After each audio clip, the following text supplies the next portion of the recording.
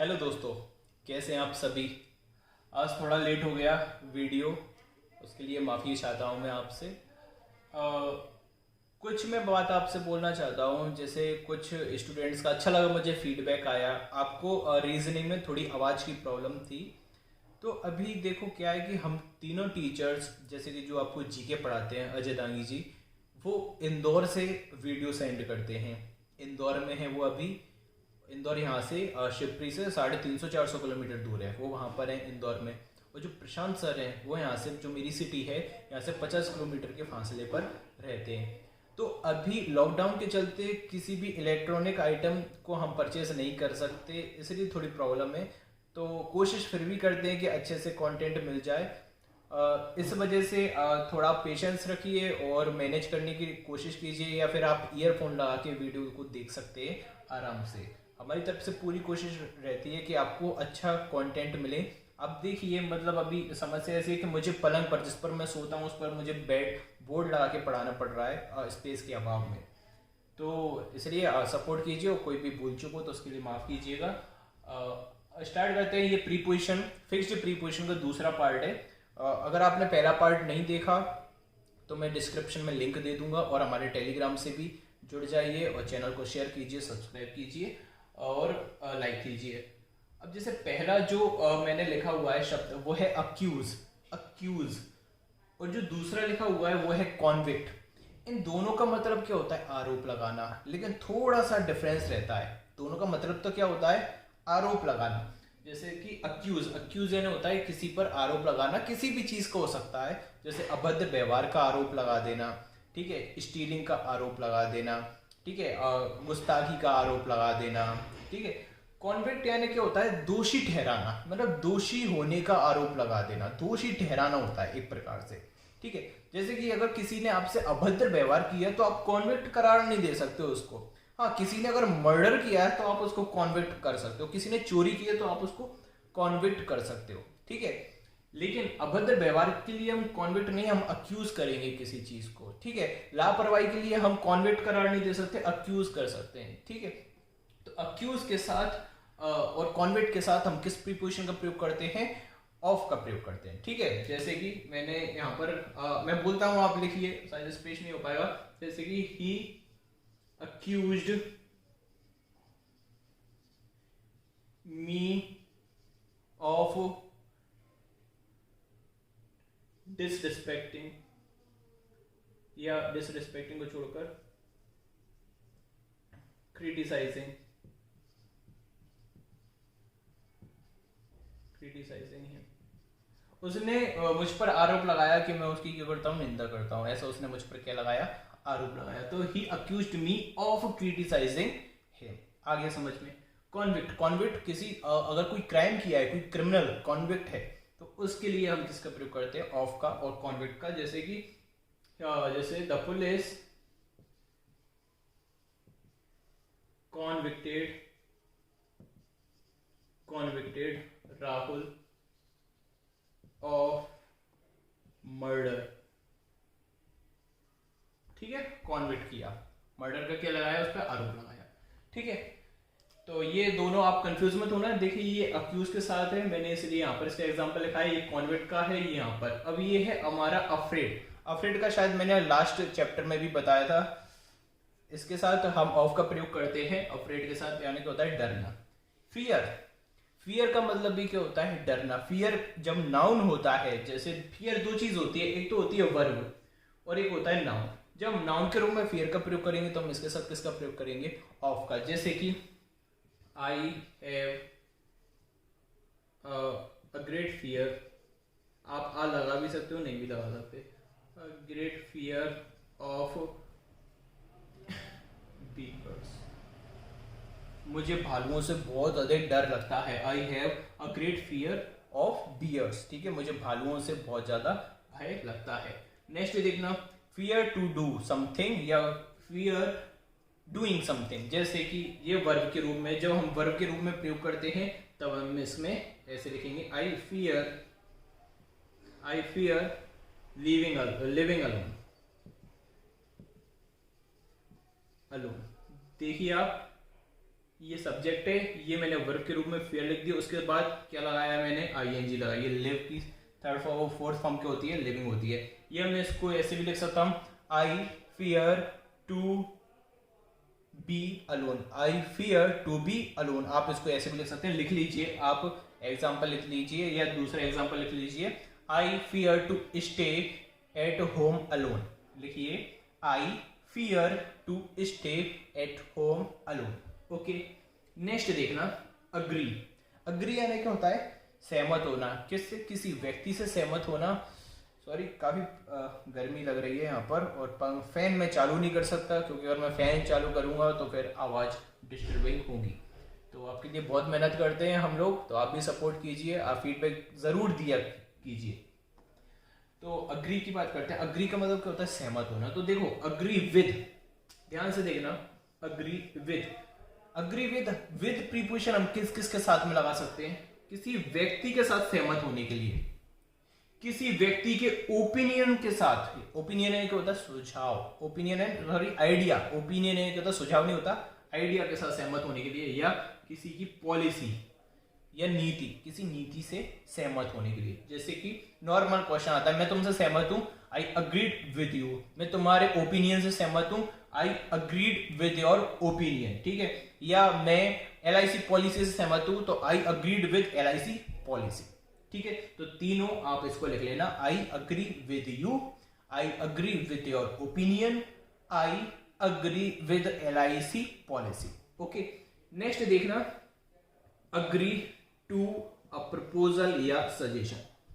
किसी भी प्रस्ताव, प्रस्ताव छोड़ो, आप ये दोनों याद रखो बस, ये सीधा एसएससी मोड के आते हैं, डायरेक्ट आते हैं, इसके अलावा कुछ आता ही नहीं है। डायरेक्ट आएगा, अगर आएगा ना तो अग्री टू के साथ ये दोनों ही दिए होंगे।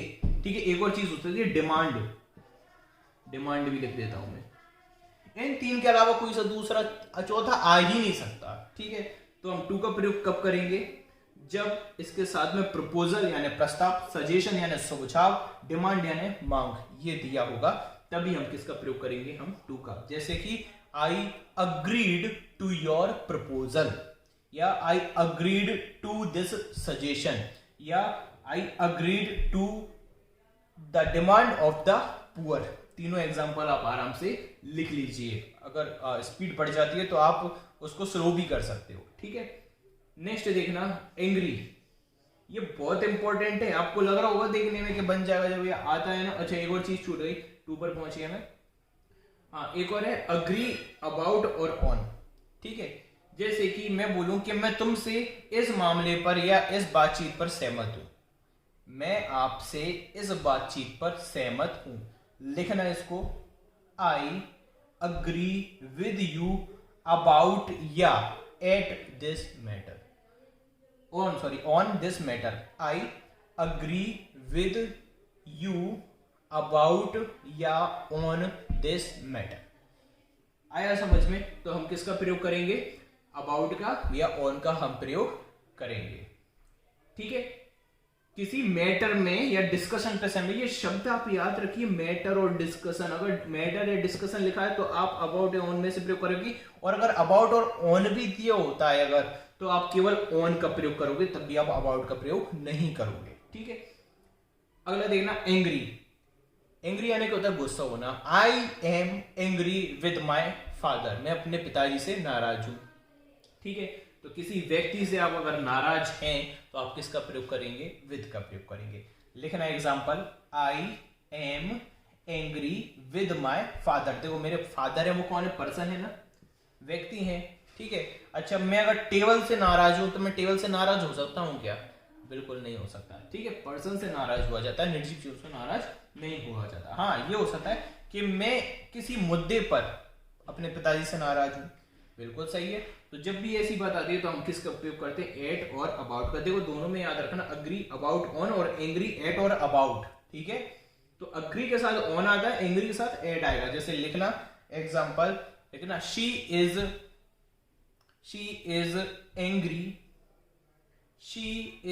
एंग्री विद राम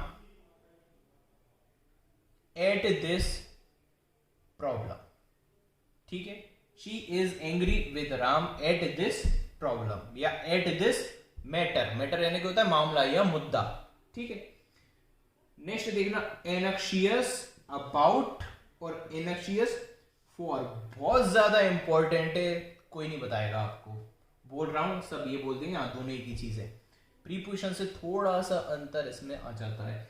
इसके बारे में लिखना आप एनक्शियस अबाउट के बारे में, ये होता है चिंता करना, किसी चीज के बारे में चिंतित होना, वरीड, वरीड अबाउट लिख लेना। एनक्शियस बराबर क्या होता है वरीड, वरीड तो आपको पता है ना चिंता होना होता है, डोंट वरी बोलते हैं हम, वही वरीड, WORRIED वरीड, ठीक है। और दोबारा से बोल रहा हूं, अगर कुछ भी मेरे से मिस्टेक हो जाएगी मैं चेक करता हूं वीडियो को, क्योंकि बार बार मैं बना नहीं सकता, तो मैं पिन कमेंट में जो मेरे से गलती हो जाएगी उसको मैं डाल दूंगा, ठीक है। तो देखो एनक्शियस, इसको पढ़ते एनक्शियस, स्पेल बोल देता हूं ANXIOUS, एनक्शियस अबाउट, यानी कि होता है वरीड अबाउट, किसी चीज के बारे में चिंतित होना, जैसे कि she is anxious about the meeting. देख जैसे मान के चलो यदि आपको इंटरव्यू के लिए जाना है, ठीक है, तो आप उसके लिए क्या होती है चिंता सी हो जाती है एकदम, जैसे अगर मान के चलो आप SSC का एग्जाम देने के लिए जा रहे हो, फिर आपके दिमाग में क्या होगी, एंजाइटी रहेगी, चिंता रहेगी कि यार एग्जाम कैसा आएगा, सरल आएगा, मैं अटेम्प्ट कर पाऊंगा या नहीं कर पाऊंगा। तो आप उस टाइम पर उत्सुक नहीं होंगे, उत्सुक आप कब होंगे जब आपकी बहुत अच्छी तैयारी होगी, लेकिन तब भी जब आप एग्जाम में बैठोगे तब आप क्या होते हो, वरी होते हो, ठीक है। तो जैसे जैसे वो she is anxious about the meeting, जो वो थी लड़की है, तो वह मीटिंग के बारे में क्या है, चिंतित है, मीटिंग उसको मीटिंग में जाना है, इसलिए वो क्या उस चीज को लेके चिंतित है, नर्वस है, ठीक है, नर्वस भी बोल सकते हैं इसको। नेक्स्ट देखना एनक्शियस फॉर, इसका मतलब होता है किसी काम को पाने के लिए उत्सुक होना, जैसे कि बेरोजगारी अभी है, तो जितने भी युवा हैं हमारे वो सब क्या उत्सुक हैं कि उन्हें कहीं से नौकरी मिल जाए, ठीक है, कि उनको नौकरी मिल जाए। तो देखो इसमें आ जाएगा they are anxious for job, ठीक है। देखो दोनों चीज होती है, एनक्शियस फॉर जॉब का मतलब क्या होता है और एनक्शियस अबाउट। देखो अगर कोई अनएम्प्लॉयड है जिसकी नौकरी नहीं लगी, तो वो क्या है, एनक्शियस अबाउट है जॉब के बारे में, कि भैया वो नर्वस है, उसको नौकरी नहीं मिल रही, डिसअपॉइंट हो रहा है, चिंतित हो रहा है, ठीक है। लेकिन यदि मैं बोलूं कि उनकी अब जॉब लगी लेकिन अब उनको पोस्टिंग आने वाली है, तो उस टाइम पर क्या हो जाएंगे, एनक्शियस फॉर हो जाएंगे जॉब के लिए, कि उनको किसकी आवश्यकता होगी, जॉब के लिए वो क्या है, उत्सुक हैं कि जल्दी से जल्दी हमें जॉब मिल जाए। अब दोनों चीज सुन रही है, दोनों तो मैंने आपको बता दिया। अब यदि एग्जाम में देखो ऐसा तो कभी आएगा नहीं, दोनों अगर आपको ये मिल जाए प्रीपोजिशन, तो आप किसका प्रयोग करोगे, अबाउट या फॉर का। लेकिन यदि ये दोनों ही अगर आपको ऑप्शन में आते हैं तो आप फॉर का ही उपयोग करना, ठीक है। किसका प्रयोग करोगे आप, फॉर का प्रयोग करोगे, अगर दोनों ऑप्शन में आते हैं तो। नेक्स्ट देखना अपोलोजाइज टू समबडी, यानी माफी मांगना, ठीक है। यदि आप किसी व्यक्ति से माफी मांग रहे हो, अपोलोजाइज मांग रहे हो, देखो अपोलोजाइज APOLOGIS या GIZE भी होती है कई बार, ठीक है, दोनों का एक ही मतलब होता है, अपोलोजाइज टू समबडी, किसी से माफी मांगना, किसी व्यक्ति से माफी मांगना। यहां पर देखना अपोलोजाइज फॉर समथिंग, किसी चीज के लिए माफी मांगना। मान के चलो कि आपने किसी का कुछ गलत कर दिया, किसी व्यक्ति का गलत कर दिया, और क्या गलत किया है, जैसे कि मान के चलो कि आपने राम की डिसरिस्पेक्ट कर दी, ठीक है, या उसका बुराई कर दी, ठीक है, या कुछ उसकी चोरी कर ली, उसके यहाँ से पैसे चुरा लिए, उसको पीटा, जो कुछ भी आपने किया, गालियां दी, ठीक है, किसी को आपने, राहुल को या किसी भी व्यक्ति को, तो आप देखो राहुल से तो क्या मांगोगे, क्षमा, लेकिन किस चीज के लिए क्षमा मांग रहे हो, कि भैया मैंने तुमसे गलत व्यवहार किया, अभद्र व्यवहार किया, उस वजह से मैं आपसे सॉरी मांग रहा हूं। तो दो चीज हो गई, एक तो आप व्यक्ति को सॉरी बोलोगे या अपोलोजाइज करोगे, और जिस चीज के लिए करोगे वो अलग चीज है। तो अगर आप किसी व्यक्ति से सॉरी बोलते हो तो आप क्या लगाओगे, अपोलोजाइज टू समबडी, मतलब किसी व्यक्ति का नाम, और जिस चीज के लिए आप सॉरी मांग रहे हो तो आप क्या बोलोगे, फॉर समथिंग। अभी जो एग्जाम्पल लिखवा रहा हूं आराम से लिखना, I apologised, second form ED लगा के, I apologised to Rahul for my bad behaviour. दोबारा से बोल देता हूं, I apologised to Rahul for my bad behaviour. Okay, clear है। तो देखो फॉर बैड बिहेवियर समथिंग है, कोई चीज है, और किसी व्यक्ति से मांगी, राहुल से मांगी, इससे मैंने किसका प्रयोग किया, टू का प्रयोग किया, ठीक है। sue somebody for something, इसका मतलब होता है किसी पर क्लेम करना। जैसे कि मान के चलो कि किसी ने चोरी कर ली या किसी ने आपका मानहानि आपकी कर दी, किसी चीज से डिसरिस्पेक्ट कर दी, तो आप उसको, या किसी ने आपके पास गलत आरोप लगा दिया, एक्यूजेशन गलत लगा दिया आपसे, या चीटिंग कर लिया है, बिजनेस में झोल कर दिया आपके साथ, तो स्यू आप उसके लिए कर सकते हो। स्यू का मतलब क्या होता है, एक कोर्ट में जाकर अपील करना, ठीक है, उस व्यक्ति को कोर्ट में ले जाकर अपील करना जिस चीज के लिए उसने गलत किया है। जैसे कि लिख लेना, एग्जाम्पल लिखना, he sued me, he sued SUED, he sued me for cheating, बस फॉर चीटिंग, ठीक है। उसने मुझको क्या किया, क्लेम किया कोर्ट में ले आकर कि मैंने क्या किया, उससे चीटिंग की है, ठीक है, फॉर चीटिंग, बिल्कुल सही है, ठीक है। अगला देखना अपोलोजेटिक। अपोलोजेटिक के साथ अबाउट और फॉर दोनों का प्रयोग किया था। जैसे सॉरी, अपोलोजेटिक का मतलब क्या होता है, सॉरी, ठीक है। जैसे आई एम सॉरी, ठीक है, फॉर हार्मिंग यू, ठीक है, कि मैंने आपका क्या किया, मैंने आपको तंग किया, ठीक है। I am sorry for mischief, कि मैं शरारत की उसके लिए मैं सॉरी बोल रहा हूँ। ऐसे ही लिखना एग्जाम्पल इसका, I am apologetic about my mischief. Mischief यानी क्या, शरारत, ठीक है, MISCHIEF, ठीक है। या I am apologetic about my mischief, दोनों सही है, ठीक है। नेक्स्ट देखना डैमेज टू। डैमेज जब भी प्रयोग किया जाएगा, किस चीज पर हम डैमेज कर रहे हैं, किस चीज पर डैमेज जा रहा है, तो उस चीज के साथ हम किसका प्रयोग करेंगे, टू के लिए। जैसे कि मैंने एग्जांपल लिखा है यहाँ पर, द फ्लड, जो बाढ़ थी, कॉज्ड डैमेज, बाढ़ के कारण जो डैमेज किसको हुआ, टू सेवरल हाउसेस, बहुत सारे हाउसों को क्या मिला, डैमेज मिला, तबाही मिली, ठीक है। जो फ्लड आई थी उसके कारण से जो घर थे उनको क्या मिला, डैमेज हुआ, उन सभी का क्या हुआ, डैमेज। तो देखिए डैमेज के साथ टू का प्रयोग किया जाता है। आया समझ में, डैमेज के साथ टू का प्रयोग किया जाता है। ये बहुत ज्यादा इंपॉर्टेंट है, सारी बड़ी छांट के मैंने निकाली है, ठीक है, सारी की सारी, बहुत संभावना है कि इनमें से आ जाएगा। जो पूरे जब मेरे पार्ट हो जाएंगे कंप्लीट 250-300 के समथिंग में, फिर ये पहले नाउन के साथ आपको प्रीपोजिशन भी कंप्लीट करवाऊंगा। नेक्स्ट देखना बहुत important, arrive at, arrive in और अराइव ऑन। लिखना अराइव एट के बारे में, जब कोई छोटे स्थान पर पहुंचते हैं, जैसे कि हम प्लेटफॉर्म पर पहुंच गए, हम छोटे गांव में पहुंच गए किसी में, ठीक है, तो उस स्थान पर किसी के शॉप पर पहुंच गए, किसी के घर पर पहुंच गए, ठीक है, स्कूल पहुंच गए, तो हम उसके साथ किसका प्रयोग करते हैं, एट का प्रयोग, ठीक है। जैसे कि लिख लेना, लिखना she arrived at the station, वह स्टेशन पर पहुंची, she arrived at the station. Station क्या है, छोटी जगह है, तो छोटी जगह पर पहुंचने के लिए हम किसका प्रयोग करेंगे, एट का प्रयोग करेंगे। नेक्स्ट लिखना अराइव इन।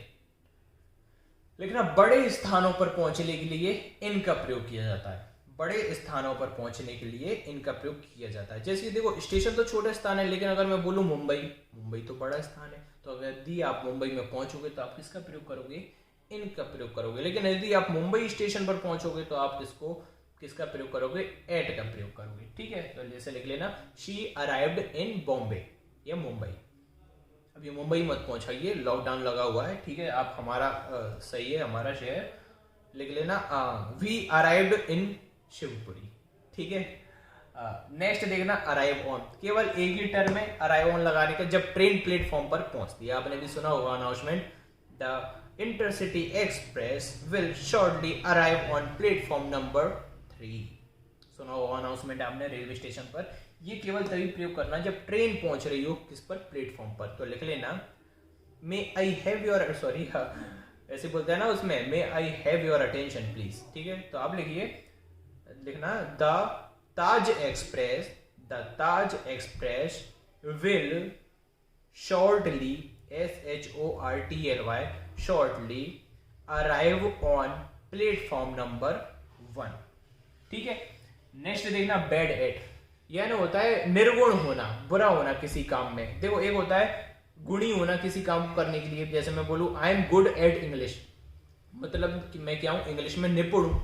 तो अगर कोई निपुण नहीं है इंग्लिश में तो वो क्या बोलेगा, bad at, I am bad eight English. जैसे कि अगर मैं बोलूँ तो मेरी जी के ज़्यादा अच्छी नहीं है तो I am bad at G K, ठीक है, लेकिन मैं इंग्लिश में क्या हूँ, I am good at English.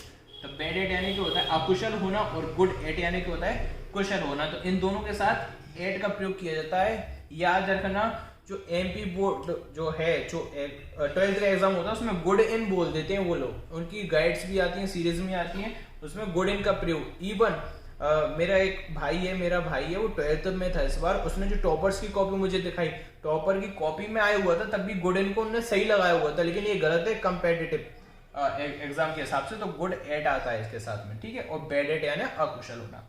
दूसरी चीज देखो लिखना, एग्जाम्पल लिख लेना दोनों का, लिखना he is bad at English, मतलब वह इंग्लिश में अकुशल है। दूसरा लिख लेना आई एम गुड एट मैथमेटिक्स, मैं मैथमेटिक्स में क्या हूं, कुशल हूं। वह अकुशल है, बैड एट यानी अकुशल और गुड एट यानी कुशल, ठीक है। नेक्स्ट देखना गुड विद यानी होता है अच्छे संबंध में होना। गुड विद यानी लिखना, गुड विद का मतलब कुशल नहीं होता, गुड विद का मतलब होता है अच्छे संबंध में होना। जैसे कि लिखना he is good with his wife, वह अपनी वाइफ के साथ अच्छे संबंध में है। या लिखना दूसरा एग्जांपल लिखना she is good with my mother, वह मेरी माता के साथ अच्छे संबंध में, मतलब अच्छे से डील करती है उनको, ठीक है। तो ये आपको क्लियर है। और जो भी आपको डाउट है या जो वीडियो आपको लगता है अगर मैं जल्दी जल्दी बोल देता हूं तो आप उसको स्लो करके भी देख सकते हैं। और जो मैंने एग्जाम्पल बोले हैं उनको आप लिख लीजिए, भले पॉज करके लिखिए, रिवाइंड करके लिख लीजिए।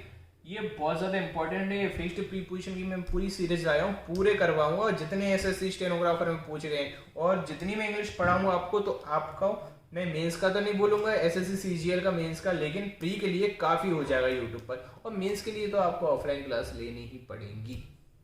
ओके, आया समझ में। और कृपया देखिए, बहुत से स्टूडेंट्स बोलते हैं कि सर एक्टिव पैसिव का वीडियो या क्लोज टेस्ट का वीडियो, पैसेज का वीडियो, टेंस का वीडियो, तो देखिए मैं ऐसे नहीं पढ़ा पाऊंगा। जो मुझे सही लगता है तो आप मेरे तरीके से पढ़िए। मैं आपको पढ़ा रहा हूँ जैसे मैंने पढ़ाई की है, और मुझे पता है, मुझे एसएससी स्टेनोग्राफर की एक एक बारीकी पता है, क्योंकि मैं उसको कई बार दे चुका हूँ, मैंने क्रैक भी किया उसे हर बार। तो इसलिए आप मेरे तरीके से पढ़िए, जैसा मैं पढ़ा रहा हूँ, जितना मैं पढ़ा रहा हूँ आप उसको पढ़िए और रिवाइज कीजिए। और बहुत जल्द जैसे ही हमारे 2200 सब्सक्राइबर होंगे, मैं आप लोगों के ऊपर है, जैसे ही मेरे 2200 सब्सक्राइबर्स होते हैं, मैं जो मेरी बुक्स हैं जिनसे मैंने अध्ययन किया, मैं सारी बुक्स आपको दिखा दूंगा, ठीक है। तब तक के लिए बाय, और कल वीडियो आएगा, रेगुलर आएगा। धन्यवाद।